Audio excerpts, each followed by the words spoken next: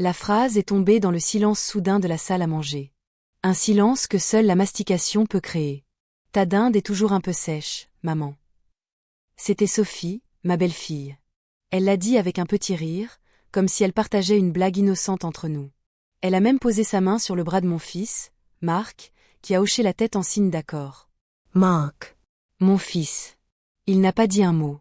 Il a simplement continué à couper sa viande, le couteau crissant légèrement contre la porcelaine de l'assiette que mon mari et moi avions reçue pour notre mariage. Une assiette que j'avais sortie du vaisselier juste pour eux. Pour Noël. Je n'ai rien dit. J'ai senti le poids du tablier sur mes genoux, un tablier brodé d'œufs ou que ma propre mère m'avait offert il y a 40 ans. Le tissu était usé, taché par des décennies de sauce aux érelles et de jus de cuisson. Il était devenu une partie de moi, une seconde peau pour les jours de fête. J'ai regardé la dinde au centre de la table. Elle était dorée. Parfaitement dorée. J'avais passé 2 jours à la préparer. La saumure, le beurre aux herbes glissé délicatement sous la peau, l'arrosage toutes les 30 minutes. Je m'étais levée à 5 heures du matin pour la mettre au four. L'odeur de la sauge et du thym avait rempli ma maison, une odeur qui pour moi était synonyme de famille, de chaleur, de partage.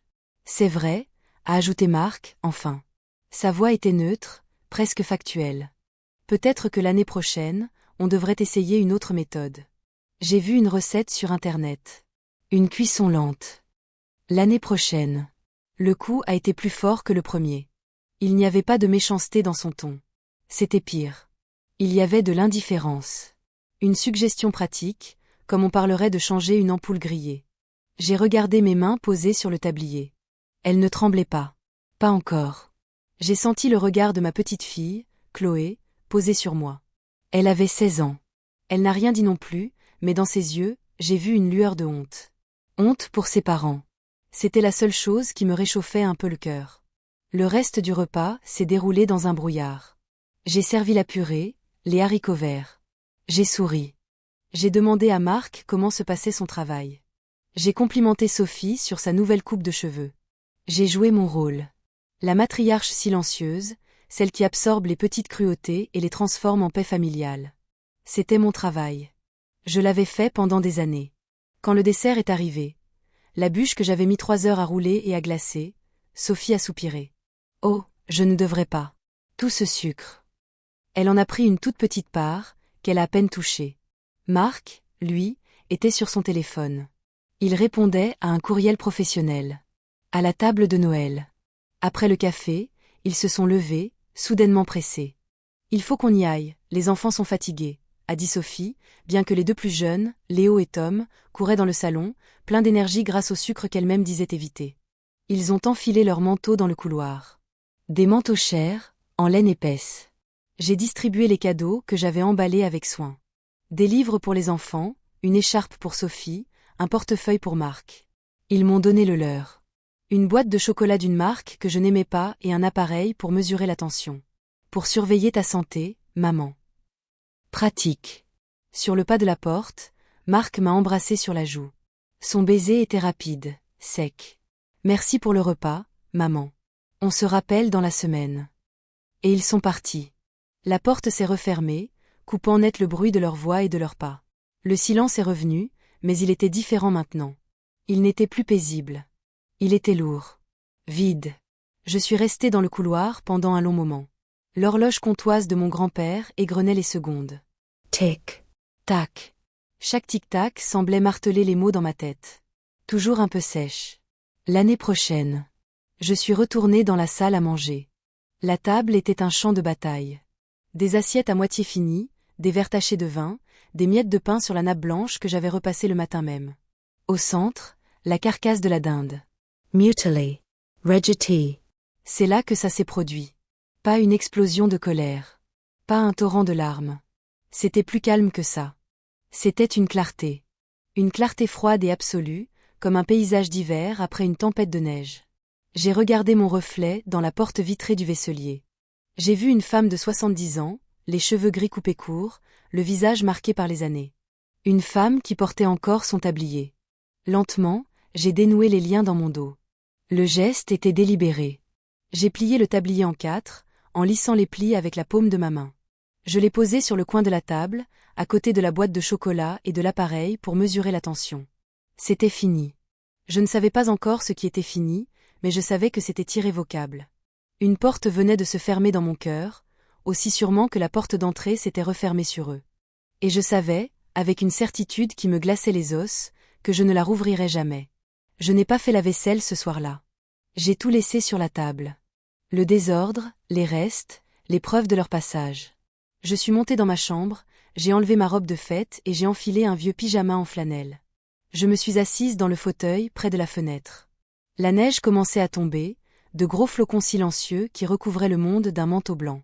C'était magnifique. C'était pur. J'ai pensé à toutes les dindes que j'avais cuisinées. Toutes les fêtes. Tous les anniversaires. Tous les dimanches. J'avais été le pilier, la constante, le port d'attache. J'avais cru que c'était de l'amour. J'ai compris ce soir-là que ce n'était que de l'habitude. Une commodité. On va chez maman, elle s'occupe de tout. Ma dinde n'était pas sèche. Je le savais.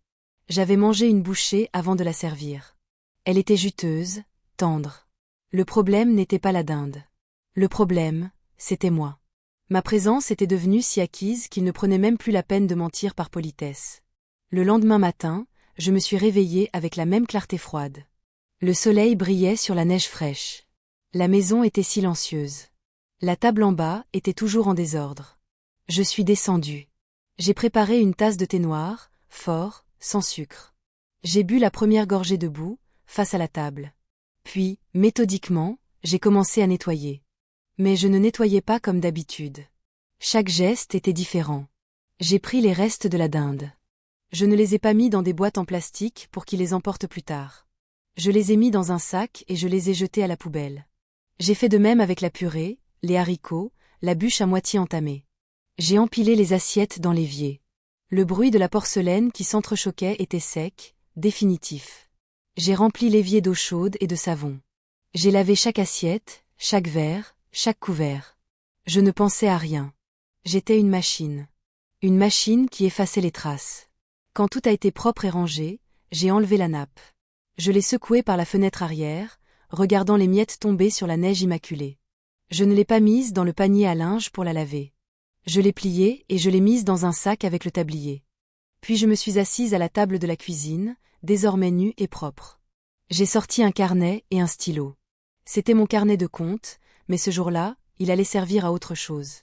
J'ai écrit en haut de la page, « Chose à faire ». La première ligne était « Appeler Maître Dubois ». Maître Dubois était le notaire qui s'était occupé de la succession de mon mari, 10 ans plus tôt. C'était un homme jeune, efficace, sans sentimentalité. Parfait. La deuxième ligne, banque. La troisième, agence immobilière. J'ai regardé la liste.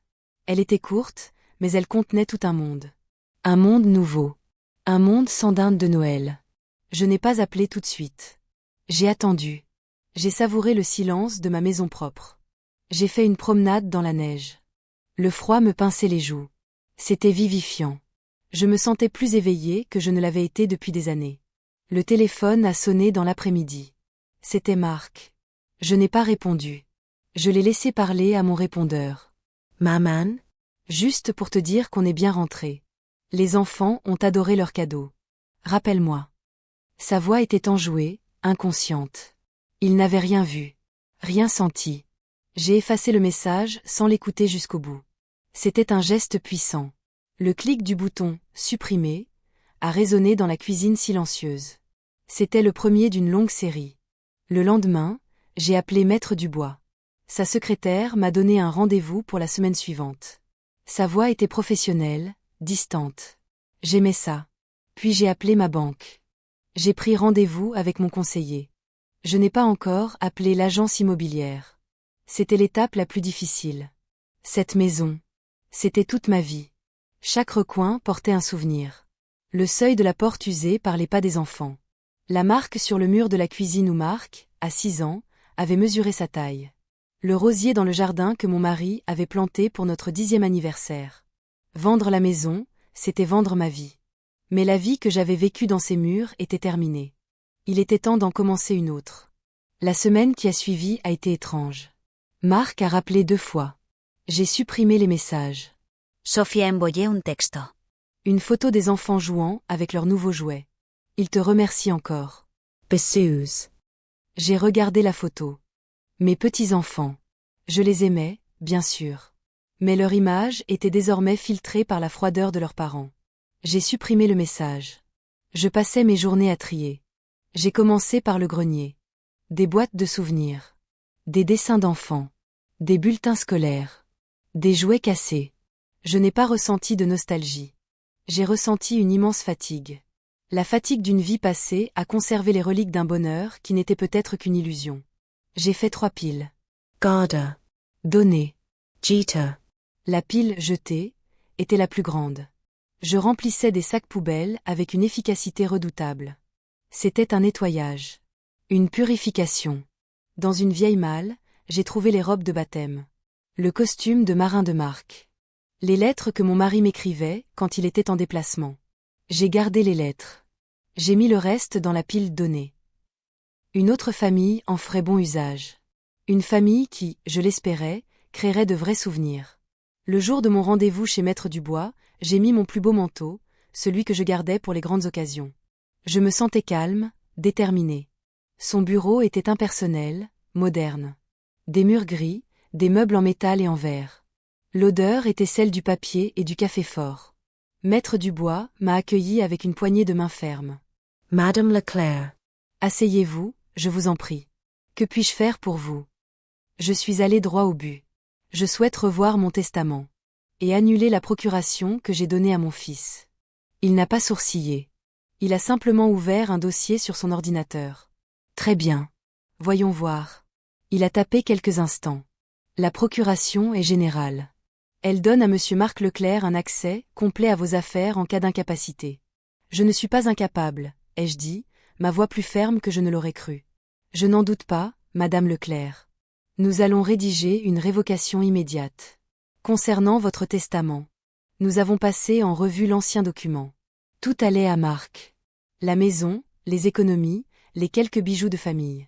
C'était la suite logique des choses. C'était ce que les mères faisaient. Je veux tout changer, ai-je annoncé. Il a levé les yeux de son écran, pour la première fois avec une lueur de curiosité. Que souhaitez-vous faire? Je veux que la moitié de mes biens aille à une association caritative. Un refuge pour femmes. L'autre moitié, je veux la mettre dans une fiducie pour mes petits-enfants. Mais une fiducie à laquelle mon fils et ma belle-fille n'auront jamais accès. L'argent sera bloqué jusqu'à ce que les enfants aient 25 ans. J'ai ajouté, après une pause, et je veux que ma petite fille, Chloé, reçoive une part spécifique, immédiatement disponible à sa majorité. Chloé. Celle qui avait eu honte. C'était important. Maître Dubois a noté mes instructions sans un mot. Et concernant la maison, je vais la vendre. Cette fois, il a eu l'air un peu surpris. Vous êtes sûre de votre décision, madame Leclerc? Ce sont des changements importants. Je n'ai jamais été aussi sûre de ma vie, maître Dubois. Je suis sortie de son bureau en me sentant plus légère. Comme si j'avais déposé un fardeau que je portais depuis des années sans même m'en rendre compte. Le fardeau des attentes. Le fardeau du devoir maternel. Mon rendez-vous à la banque a été tout aussi simple. J'ai révoqué l'accès de Marc à mon compte joint, celui que nous avions mis en place au cas où. J'ai transféré la majorité de mes économies sur un nouveau compte, à mon seul nom. Le conseiller bancaire, un jeune homme poli, n'a posé aucune question. Pour lui, ce n'était qu'une transaction. Pour moi, c'était une déclaration d'indépendance. En rentrant chez moi, j'ai trouvé une nouvelle série de messages. La tonalité avait changé. L'inquiétude commençait à poindre. Maman, ça fait une semaine. Je commence à m'inquiéter. Est-ce que tout va bien? Tu es malade? C'était Marc. Puis un texto de Sophie.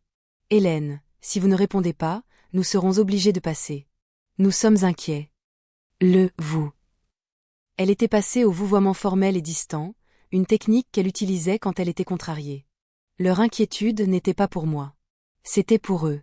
Mon silence dérangeait leur routine, leur confort. Une mère silencieuse est une anomalie, un problème à régler. Je les ai tous supprimés. Un par un. Le soir, j'ai appelé une agence immobilière recommandée par Maître Dubois. Une femme à la voix chaleureuse a répondu. Nous avons convenu d'un rendez-vous pour la fin de la semaine. Après avoir raccroché, j'ai fait quelque chose que je n'avais pas fait depuis la mort de mon mari. Je me suis servi un petit verre de Porto. Je me suis assise dans le salon, dans le silence complet. Le tic-tac de l'horloge était devenu un son réconfortant. Le rythme régulier de ma nouvelle vie. Je pensais à eux. À Marc et Sophie. Je n'éprouvais pas de haine. Juste un vide immense. Une déception si profonde qu'elle en était devenue paisible. Ils n'étaient pas de mauvaises personnes. Ils étaient juste, négligents. A Vogels. Ils me voyaient comme un meuble dans le décor de leur vie. Un meuble utile, qui cuisine, qui garde les enfants, qui donne des cadeaux. Un meuble qui, un jour, a décidé de ne plus être à sa place. Le lendemain, Chloé a appelé. J'ai hésité, puis j'ai décroché. Mamie? Sa voix était jeune, un peu tremblante. Chloé, mon cœur. Comment vas-tu? Je vais bien. Je voulais juste savoir si tu allais bien. Papa dit que tu ne réponds pas. Je vais très bien, Chloé. J'avais juste besoin d'un peu de calme. Il y a eu un silence. Puis elle a dit, tout bas, Mamie. Je suis désolée. Pour Noël. Ce que maman a dit, c'était méchant. Les larmes me sont montées aux yeux. Les premières depuis ce soir-là. Ce n'est pas ta faute, ma chérie. Si. Je n'ai rien dit. J'aurais dû dire quelque chose. Ta dinde était délicieuse. J'ai souri à travers mes larmes. Je sais, mon cœur. Je sais. Nous avons parlé encore un peu. De l'école, de ses amis. C'était une conversation normale, simple. Une vraie conversation. Avant de raccrocher, elle a dit, est-ce que je peux venir te voir samedi? Juste nous deux? Bien sûr, ai-je répondu, le cœur un peu plus léger. Je serai là. La visite de l'agent immobilier a eu lieu le vendredi. C'était une femme élégante, dans la cinquantaine, nommée Madame Girard. Elle a fait le tour de la maison avec un œil expert, notant les points forts. Le grand jardin, la luminosité du salon.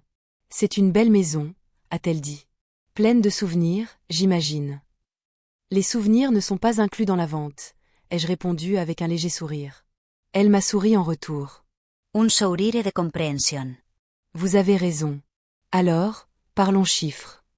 Le prix qu'elle a estimé était plus élevé que ce que j'avais imaginé. Assez pour acheter un petit appartement confortable et vivre le reste de mes jours sans souci. Assez pour être libre. J'ai signé le mandat de vente sans hésiter. Le samedi, Chloé est arrivée. Elle a sonné à la porte, seule. Je l'ai serrée dans mes bras. C'était bon de sentir sa jeunesse, sa chaleur. Nous avons bu un chocolat chaud dans la cuisine. Je n'ai pas parlé de mes décisions. Pas encore. Nous avons simplement parlé. Elle m'a raconté ses angoisses de lycéenne, ses rêves d'université. Je l'ai écoutée. Vraiment écoutée. Elle a regardé autour d'elle. C'est calme. Trop calme. J'aime le calme, ai-je dit. Papa et maman sont furieux, a-t-elle lâché. Ils disent que tu les punis. Que tu es manipulatrice. J'ai soupiré. Ce que tes parents pensent ne m'importe plus beaucoup, Chloé. Je sais, a-t-elle dit. Je crois que je comprends. Avant de partir, elle m'a regardé droit dans les yeux. Quoi que tu décides de faire, mamie, je te soutiendrai. Cette phrase valait plus que toutes les dindes de Noël du monde. Les visites de la maison ont commencé la semaine suivante. C'était étrange de voir des inconnus parcourir mes pièces, ouvrir mes placards, juger mon papier peint. Mais je m'étais détachée. Ce n'était plus ma maison. C'était un bien immobilier. Des murs, un toit, des mètres carrés. Un soir, alors que je lisais dans le salon, quelqu'un a frappé à la porte. Fort. Pas le coup discret d'un voisin. Un coup autoritaire. Mon cœur s'est mis à battre plus vite. Je savais qui c'était. J'ai regardé par la fenêtre. La voiture de Marc était garée devant. Lui et Sophie étaient sur le perron. Je n'ai pas ouvert. Ils ont frappé de nouveau, plus fort. Puis la sonnette a retenti, encore et encore.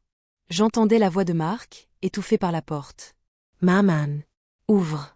On sait que tu es là. C'est ridicule. Je ne bougeais pas. Je suis restée assise dans mon fauteuil, le livre posé sur mes genoux. Y respirai lentement. Calmant. Mon cœur s'était apaisé. Je n'avais pas peur. Je n'étais pas en colère. J'étais juste, ailleurs. La sonnerie a cessé. J'ai entendu des murmures agacés. Puis le bruit de leur voiture qui démarrait et s'éloignait. Le silence est revenu. J'ai repris mon livre. Mais je ne lisais pas les mots.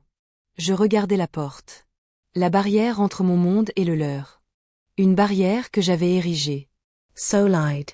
Infranchissable. Mon téléphone a sonné immédiatement. Je l'ai regardé. Mark. J'ai appuyé sur le bouton rouge.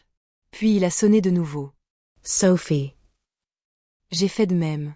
Ensuite, les textos ont commencé à arriver. Une avalanche de colère, de reproches, d'incompréhension. C'est inadmissible. On vient te voir par inquiétude et tu nous laisses à la porte comme des chiens. Ta petite fille nous a dit qu'elle t'avait vu. Tu nous mens. Tu la montes contre nous. Papa n'aurait jamais accepté ça. Tu déshonores sa mémoire. Le dernier m'a fait mal. Juste une seconde. Puis la douleur s'est transformée en pitié. La pitié pour eux, pour leur incapacité à comprendre. Mon mari. Il m'aurait soutenu. Il aurait vu leur égoïsme bien avant moi. Il m'avait toujours protégée. Maintenant, je devais me protéger seule. J'ai bloqué leur numéro. Le mien et celui de Sophie. Le silence est devenu total. Absolu. La maison s'est vendue en moins d'un mois. Une jeune famille avec 2 enfants. Ils étaient enthousiastes, pleins de projets. Ils voulaient abattre le mur entre la cuisine et la salle à manger.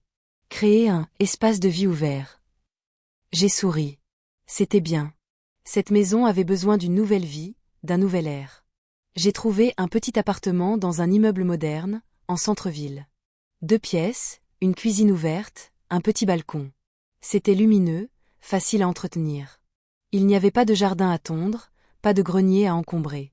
Juste assez de place pour moi. Le déménagement a été une épreuve et une libération. J'ai vendu la plupart de mes meubles. J'ai gardé le fauteuil de lecture, la commode de ma grand-mère, quelques tableaux.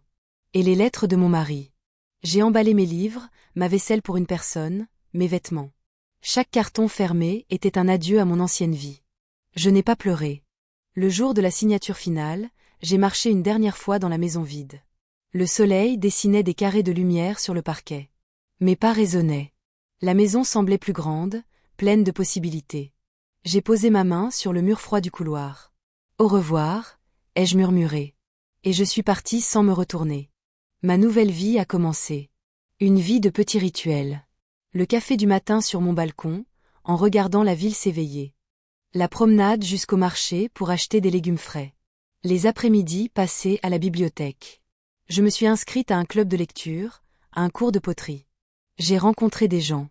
Des femmes de mon âge, avec leurs propres histoires, leurs propres blessures. Nous ne parlions pas beaucoup du passé. Nous parlions des livres que nous lisions, des films que nous avions vus, des petits tracas du quotidien. C'était simple. C'était réel. J'ai commencé un journal. Chaque soir, j'écrivais quelques lignes. Pas sur mes sentiments profonds. Juste des observations. La couleur du ciel au crépuscule. Le goût d'une pêche mûre. La gentillesse d'une voisine qui m'avait tenu la porte. Je redécouvrais le monde, détail par détail. Chloé venait me voir toutes les 2 semaines. Elle m'aidait à arroser mes plantes, nous allions au cinéma. Elle était mon pont avec le monde, mon lien avec l'avenir. Elle ne m'a jamais posé de questions sur ses parents. Elle semblait savoir que c'était un territoire interdit. Un jour, une lettre est arrivée. L'écriture sur l'enveloppe était celle de Marc. Il n'y avait pas d'adresse de retour. Il avait dû la déposer dans la boîte aux lettres de l'immeuble. Il m'avait retrouvée. J'ai tenu la lettre dans mes mains pendant un long moment. Mon cœur ne s'est pas emballé. J'étais juste curieuse. Je l'ai ouverte avec un coupe-papier. La lettre était longue. 4 pages. Il parlait de son enfance, des souvenirs qu'il avait dans la maison. Il disait qu'il ne comprenait pas. Que mon silence était une torture. Que j'avais brisé la famille. Il y avait beaucoup de « je » et de « moi ». Mon fils, l'éternel centre de son propre univers. Puis, vers la fin, le ton changeait. J'ai repensé à Noël, écrivait-il. Je n'aurais pas dû être d'accord avec Sophie. C'était stupide. Je suis désolé. Tu nous manques. Tu me manques. Désolé. Le mot était là, écrit noir sur blanc. Mais il était noyé dans un océan de reproches et d'apitoiements. Ce n'était pas une excuse. C'était une tentative de me faire revenir dans le rôle que j'avais quitté. J'ai plié la lettre et je l'ai posée sur la commode, à côté du vase où Chloé avait mis des fleurs sauvages. Je n'y ai pas répondu. Quelques semaines plus tard, j'étais au supermarché. Je poussais mon chariot dans l'allée des produits laitiers quand j'ai entendu une voix familière. « Hélène ?» C'était Sophie. Elle était seule. Elle avait l'air fatiguée, plus âgée que dans mon souvenir. Elle m'a regardé comme si j'étais un fantôme. Mon Dieu, c'est bien vous. On vous a cherché partout. Je n'ai rien dit. J'ai simplement tenu la barre de mon chariot un peu plus fermement. Marc est dévasté, a-t-elle continué, sa voix devenant plaintive. Il ne dort plus. Vous ne pouvez pas nous faire ça. C'est votre famille. Ma famille, ai-je répété doucement. Le mot sonnait étrange dans ma bouche. La famille ne dit pas que votre dinde est toujours trop sèche, Sophie. Pas après 50 ans de repas de Noël. Elle a rougi. Pour la première fois, j'ai vu une lueur de véritable honte dans ses yeux. C'était une blague idiote. Je ne le pensais pas. Le problème, Sophie, c'est que vous l'avez pensé. Et Marc aussi. Et ce n'était pas juste cette phrase. C'était la goutte d'eau. La dernière d'une longue série. Je l'ai regardée. Je ne voyais plus la femme arrogante qui critiquait ma cuisine. Je voyais une femme perdue, qui avait bâti sa vie sur des certitudes qui venaient de s'effondrer. La certitude que j'allais toujours être là. J'ai une nouvelle vie maintenant, ai-je dit calmement. Je suis heureuse. S'il vous plaît, respectez cela. J'ai contourné son chariot et j'ai continué mon chemin. Je ne me suis pas retournée. J'ai senti son regard dans mon dos, mais je n'ai pas fléchi. Dans mon appartement, j'ai rangé mes courses. J'ai préparé mon dîner. Une simple omelette aux herbes et une salade verte. C'était délicieux. J'ai mangé en lisant un livre. Le silence n'était pas un vide. Il était rempli. Rempli de ma propre présence. De mes propres choix. L'hiver est revenu. Le premier Noël dans mon nouvel appartement. Je n'ai pas acheté de sapin. Je n'ai pas cuisiné de dinde.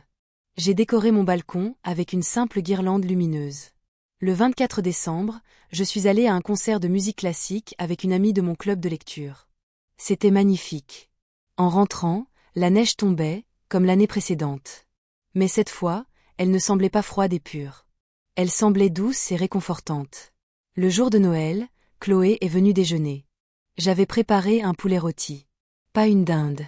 Un simple poulet, avec des pommes de terre et des carottes. Quand je l'ai sorti du four, doré et parfumé, Chloé a applaudi. Ça sent divinement bon, mamie. Nous nous sommes assises à ma petite table, près de la fenêtre qui donnait sur la ville enneigée. Elle a pris une bouchée. Ses yeux se sont illuminés. C'est le meilleur poulet que j'ai jamais mangé, a-t-elle dit. Il est si juteux.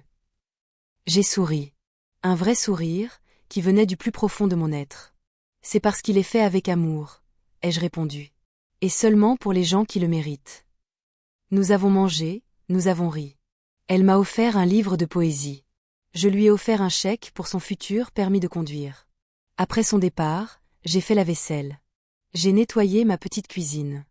J'ai rangé les restes du poulet dans une boîte, pour mon déjeuner du lendemain. Puis je me suis assise dans mon fauteuil. J'ai regardé la lettre de Marc, toujours posée sur la commode. Je me suis levée, je l'ai prise. Je l'ai relue une dernière fois. Puis je suis allée dans la cuisine, j'ai allumé un coin de la lettre avec un briquet, et je l'ai regardée se consumer dans l'évier en métal. La fumée est montée en fines volutes, emportant avec elle les derniers vestiges de mon ancienne vie. Ce n'était pas un acte de vengeance. C'était un acte de clôture. La porte était peut-être entr'ouverte, mais c'était à eux de construire un nouveau pont pour la franchir. Un pont fait de respect sincère, de compréhension et d'excuses qui ne soient pas seulement des mots. En attendant, j'avais ma vie. Mon calme. Ma dignité. Mon journal est ouvert sur la table. Ce soir, j'écrirai, aujourd'hui, j'ai fait un poulet rôti. Il était parfait. C'était assez. C'était tout. Les saisons ont continué de passer. Le printemps est revenu, puis l'été. Ma vie a trouvé son rythme, une mélodie douce et prévisible. Mes journées étaient structurées autour de plaisirs simples, la lecture, la marche, la poterie. Mes mains, qui avaient passé tant d'années à pétrir, hacher et servir, apprenaient maintenant à façonner l'argile. Il y avait quelque chose de profondément satisfaisant à transformer une masse informe en un bol ou un vase. C'était une création pour moi seule, sans l'attente d'un compliment ou la crainte d'une critique. J'ai continué à voir Chloé régulièrement. Notre lien s'est approfondi. Elle était devenue une jeune femme, réfléchie et empathique.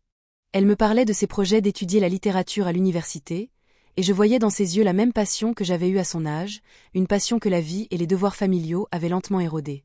En elle, je voyais une promesse. La promesse qu'une femme pouvait tracer son propre chemin.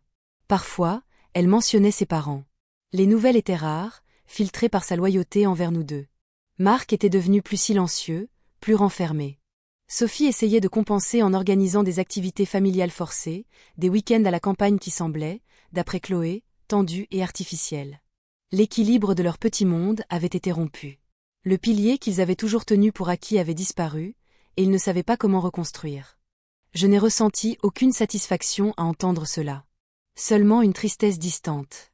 Une tristesse pour la relation que nous aurions pu avoir, et que nous n'aurions jamais. Un après-midi d'automne, alors que je rentrais de mon cours de poterie, les mains encore un peu tachées d'argile, j'ai vu une silhouette familière près de l'entrée de mon immeuble. C'était Marc. Il était seul. Il avait vieilli. Il y avait des fils gris dans ses cheveux que je n'avais jamais remarqués. Il portait un costume, mais il était froissé, comme s'il avait passé la journée assis à un bureau, accablé de soucis. Il m'a vu et a fait un pas vers moi, puis s'est arrêté, hésitant. Je me suis arrêtée aussi, à quelques mètres de lui. Je n'ai pas eu peur. Je n'ai pas eu de colère. J'ai simplement attendu. « Maman » a-t-il dit. Sa voix était rauque. Je n'ai pas répondu. « Yeah. J'ai besoin de te parler. » Il n'y a plus rien à dire, Marc. Ma voix était calme, égale. « Si. Il y a tout à dire » a-t-il insisté. Il a fait un autre pas. « Je suis désolée. Vraiment désolée. Pas seulement pour Noël. Pour tout. Pour toutes les années où je ne t'ai pas vu. » C'était la première fois. La première fois qu'il reconnaissait la profondeur du problème. Ce n'était pas une dinde sèche. C'était une vie d'invisibilité. Je l'ai regardé. J'ai cherché la sincérité dans ses yeux. J'ai vu de la douleur. Du regret. Mais j'ai aussi vu de l'épuisement.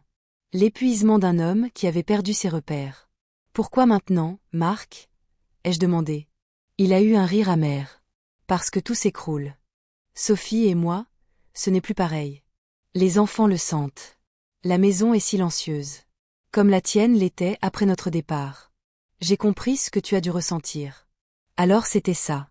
Il n'avait pas compris ma douleur. Il avait seulement reconnu la sienne dans le miroir de mon absence. Sa prise de conscience était née de son propre inconfort, pas d'une véritable empathie pour ce que j'avais enduré. Je suis désolée que tu traverses une période difficile, ai-je dit, et je le pensais. Malgré tout, il était mon fils. Mais ma paix, Marc, je l'ai gagnée. Je ne la sacrifierai plus pour le confort de quelqu'un d'autre. Pas même le tien. Il a baissé la tête. Je ne te demande pas de sacrifier quoi que ce soit. Je te demande juste une chance. De reconstruire. Different. J'ai réfléchi. Reconstruire. Le mot impliquait qu'il y avait des fondations sur lesquelles bâtir. Mais nos fondations étaient pourries. Minées par des années de négligence. Je ne sais pas si c'est possible, ai-je dit honnêtement. Une relation, Marc, ça demande du travail. Des deux côtés. Pendant des décennies, j'ai été la seule à travailler. Je suis fatiguée. Laisse-moi travailler maintenant, a-t-il plaidé. Laisse-moi te montrer que j'ai changé. J'ai secoué la tête, doucement. Les actions parlent plus que les mots. Tu as mon adresse. Tu as celle de Chloé. Le changement, ce n'est pas une conversation sur un trottoir. C'est un comportement constant, dans la durée. Peut-être qu'un jour, je verrai ce changement. Peut-être.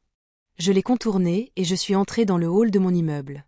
J'ai composé le code, la porte s'est ouverte. Avant qu'elle ne se referme, je l'ai entendu murmurer « Je t'aime, maman ». Les mots m'ont frappé, mais ils n'ont pas fait de brèche dans mon armure. C'était peut-être vrai. Il m'aimait, à sa façon. Une façon égoïste, immature. Mais l'amour, sans le respect, n'est qu'une cage dorée. Et j'avais finalement appris à voler. Ce soir-là, dans mon journal, j'ai écrit « J'ai vu Marc ». Il a dit qu'il était désolé. Je crois qu'il l'était pour lui-même. Le chemin est encore long. Je ne l'ai pas revu pendant plusieurs mois. Mais des changements subtils ont commencé à se produire. Pour mon anniversaire, je n'ai pas reçu un appareil pratique, mais un bouquet de mes fleurs préférées, les pivoines. Il n'y avait pas de mots, juste une carte de la fleuriste avec son nom. Chloé m'a raconté qu'il avait commencé à cuisiner le repas du dimanche. Qu'il essayait, maladroitement, de recréer une tradition familiale. Elle disait que sa dinde était, ironiquement, toujours trop sèche. Nous en avons ri ensemble. Je ne me faisais pas d'illusions. Une vie de dynamique familiale ne se défait pas en un an. Mais pour la première fois, il y avait une lueur d'espoir. Pas l'espoir de retrouver ce que nous avions perdu, car ce que nous avions était faux. Mais l'espoir de construire quelque chose de nouveau. Quelque chose de plus honnête. Ma vie, cependant, ne tournait plus autour de cet espoir. Elle tournait autour de moi. De mon art, de mes amitiés, de ma paix intérieure. J'avais trouvé un centre de gravité en moi-même. Je n'étais plus une planète orbitant autour du soleil de ma famille. J'étais devenue mon propre soleil. Un jour, en rangeant de vieux papiers, je suis tombée sur le tablier de Noël.